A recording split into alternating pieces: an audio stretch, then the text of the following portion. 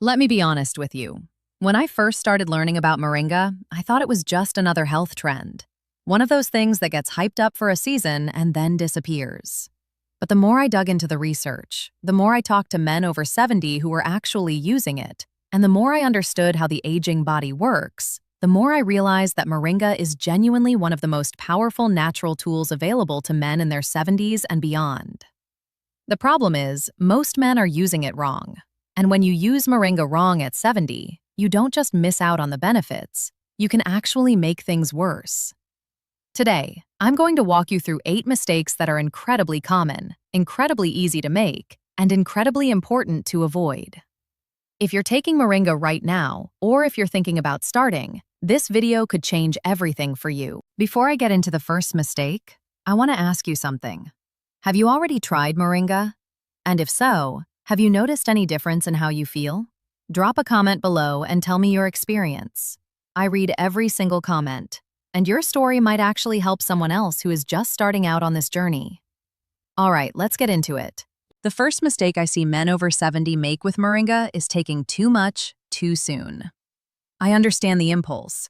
You hear about something powerful, something packed with nutrients, and you think, if a little is good, a lot must be better. But that logic breaks down quickly when we're talking about concentrated plant compounds and a body that has changed significantly over the decades. Moringa leaves contain a dense concentration of vitamins, minerals, and bioactive compounds. When you introduce that kind of concentration to your system all at once, especially in the form of capsules or powder, your digestive system can react strongly. I've heard from men who started with 3 or 4 teaspoons of Moringa powder on their first day and ended up dealing with nausea, stomach cramping, and loose stools that left them thinking Moringa wasn't for them at all.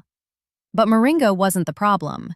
The dose was. When you're over 70, your digestive system is more sensitive, your gut lining may be thinner, and your body needs more time to adapt to new inputs. Start with half a teaspoon of Moringa powder or 1 small capsule per day. Give your body 1 full week at that level before you consider increasing. This slow and steady approach isn't weakness, it's wisdom. It's how you actually get the benefits, instead of spending 3 days feeling terrible and giving up. The second mistake is taking Moringa at the wrong time of day. Now, this sounds like a minor detail, but I promise you it matters more than most people think. Moringa has a natural energizing effect on the body. It contains compounds that support mitochondrial function, the energy-producing machinery inside your cells. For men over 70, this can be genuinely life-changing during the day. You feel clearer, more alert, more capable. But if you take Moringa in the evening or right before bed, that same energizing effect can interfere with your sleep. And sleep, as I'm sure you already know, is one of the most critical factors in healthy aging. Poor sleep accelerates cognitive decline, weakens the immune system, disrupts hormone balance, and increases inflammation throughout the body. So if you're taking Moringa and you've been sleeping poorly lately, ask yourself when you're taking it. Morning is almost always best. Some men do well taking it with breakfast. Others prefer it mid-morning with a glass of water. Either way, give your body time to use that energy during the day and let it wind down naturally at night. Don't let a simple timing error rob you of the rest your body desperately needs. The third mistake is mixing Moringa with medications without consulting a doctor first. I want to be very direct with you about this one, because it's not something I can afford to be vague about. Moringa is a powerful plant, and powerful plants interact with the chemistry of your body in meaningful ways. For men over 70 who are taking prescription medications, and statistically, most men in that age group are taking at least 1 or 2, those interactions need to be taken seriously. Moringa has been shown in research to have blood pressure-lowering effects. If you're already on medication for hypertension, combining it with Moringa without guidance could push your blood pressure too low, which creates its own serious risks, including dizziness, falls, and fainting. Moringa also has blood sugar-lowering properties, which is wonderful in theory, but dangerous in practice for men who are taking diabetes medications, because it can lead to hypoglycemia. There is also some evidence that Moringa can affect how the liver processes certain medications, which means drug levels in your bloodstream could become unpredictable. I'm not telling you this to scare you away from Moringa. I'm telling you this because I want you to use it safely. Before you start Moringa, have a conversation with your physician or pharmacist. Show them what you're planning to take and how much. This one conversation could protect you from a serious health event. The fourth mistake is buying low-quality Moringa without understanding what you're getting. The supplement industry is not perfectly regulated, and the Moringa market in particular is flooded with products that range from excellent to essentially useless. Some Moringa powders on the market are heavily processed using high heat, which destroys many of the delicate enzymes and heat-sensitive vitamins that make Moringa valuable in the first place. Others are diluted with fillers, or sourced from plants grown in contaminated soil, which means you could be ingesting heavy metals or pesticide residues along with your daily dose.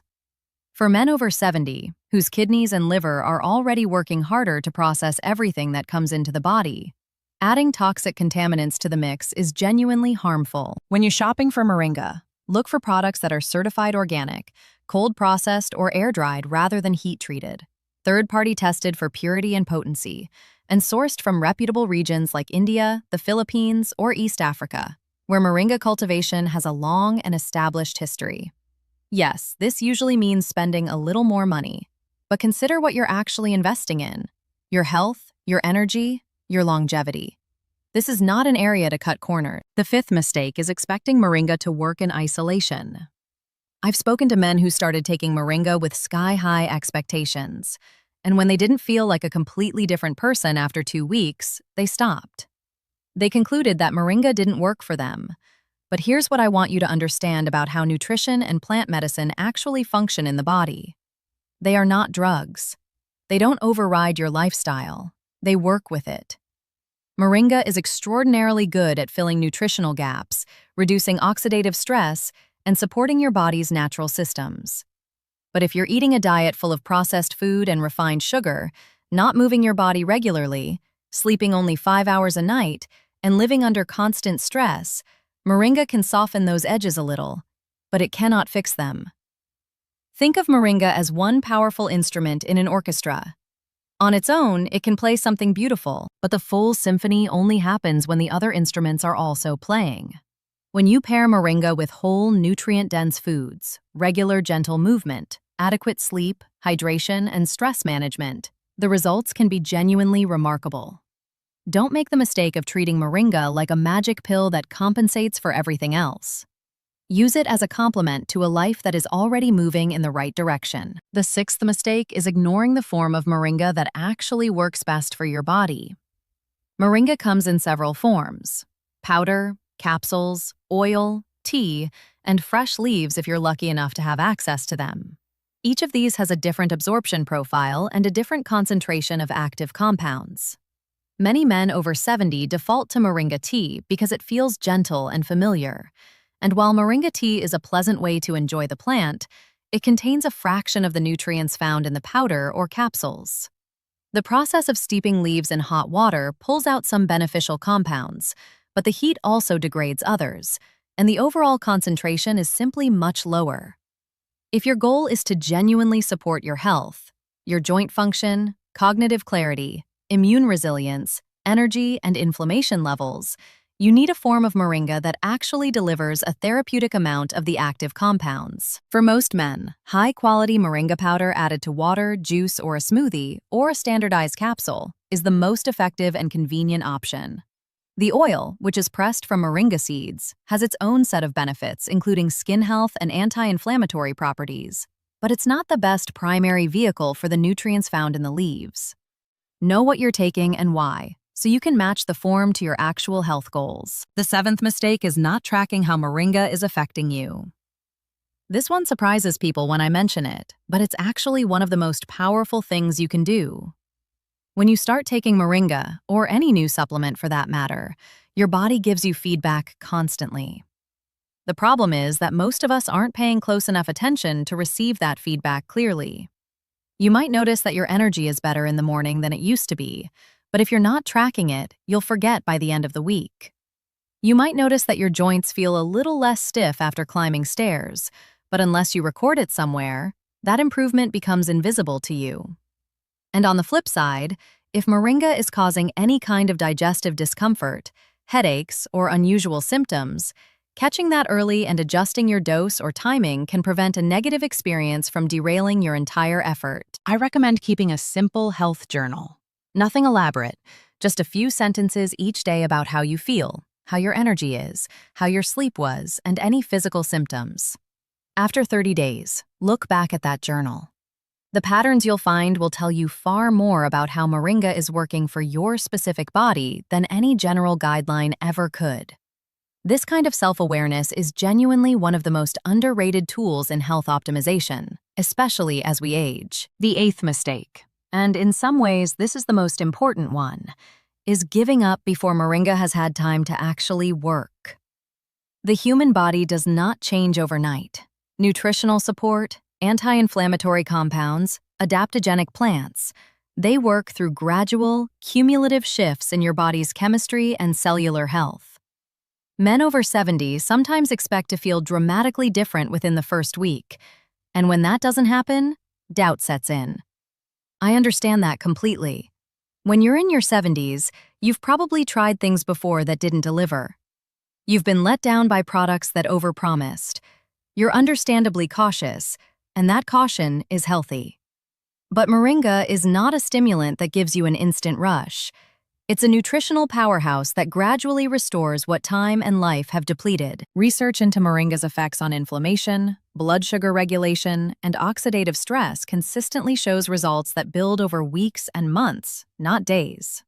Most men who report genuine, meaningful changes in their energy, clarity, and physical comfort have been using Moringa consistently for 60 to 90 days. That's 2 to 3 months of daily use at an appropriate dose from a quality source, alongside a lifestyle that supports the process. Give it that time. Be patient with your body the way you would be patient with a good friend who is doing their best. The results are worth the wait. I want to close by saying something I genuinely mean.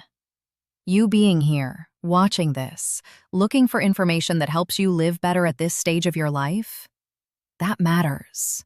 The years after 70 can be some of the richest, most meaningful years a man experiences, but only if your body is supporting you in living them fully. Moringa, used correctly and thoughtfully, can be a real part of that support.